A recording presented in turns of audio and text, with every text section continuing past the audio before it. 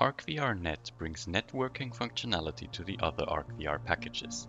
It consists mostly of a series of wrappers and tools meant to ease the integration of Unity's standard networking solution, Unity Netcode for Game Objects. Before using ArcVRNet, make sure to familiarize yourself with Netcode for Game Object, as the workflow and API are essentially the same. To create a multiplayer project, select AVR and click on Create Network Manager. This will place a generic network manager into your scene, which contains the standard Unity netcode for game objects, network manager, and transport objects. You can also create a networked player rig, which is only different from a regular player rig in that it contains a network object at its root. You will have to manage and synchronize each component individually according to your use case. Each AVR component has an additional network behavior button. When clicked, you can define the component's behavior on a remote machine.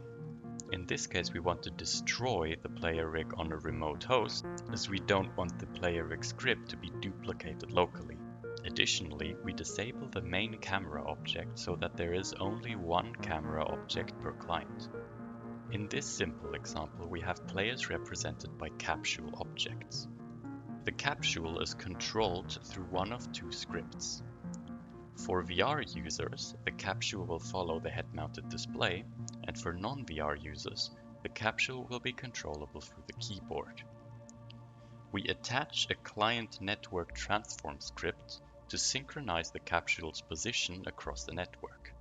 However, since we want players to only control their own capsule and not those of other players, we set the control scripts to be destroyed on the remote machines.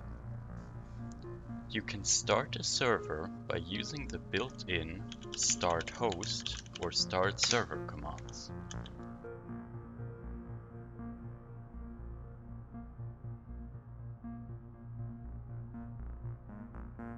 You can then connect to the server by using the start client command, followed by the address of the server, or blank if you're running it locally.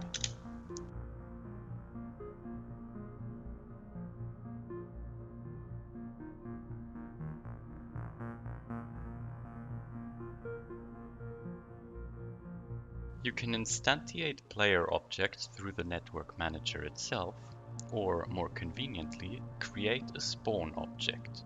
Click on AVR and Create Player Spawn.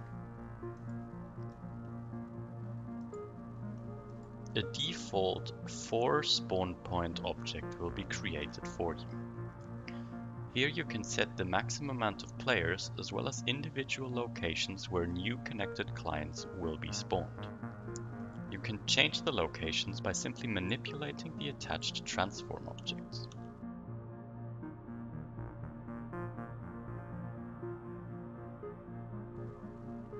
You can set the object with which each player spawns in the prefab property.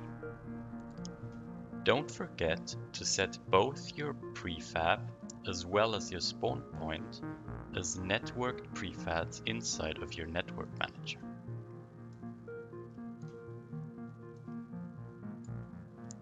You can also use different player prefabs depending on the client. As such, you can for instance connect to a VR game as a non-VR client, or vice versa.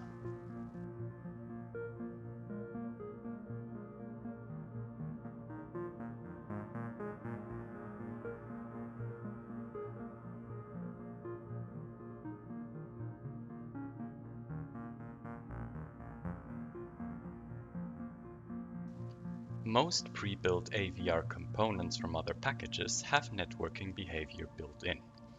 If you, for instance, want to use an avatar in a multiplayer project, make sure that both the pose provider and the pose assumer are not destroyed on the remote host. Then, on the pose assumer, simply check the Synchronize Pose checkbox to allow for pose synchronization over the network. To make your avatar visible to other clients but not yourself, you can change the object's layer using the Change Layer on Remote function. For ArcVR Fizz objects, make sure all your interactable grabbable objects are registered as network objects in your network manager, and make sure to add a networked rigid body to the grabbable object. Once you import ArcVRNet into your project, all AVR components automatically become network behaviors. As such, you will have access to all regular network behavior properties and methods you know from netcode for game objects inside any custom-built AVR components.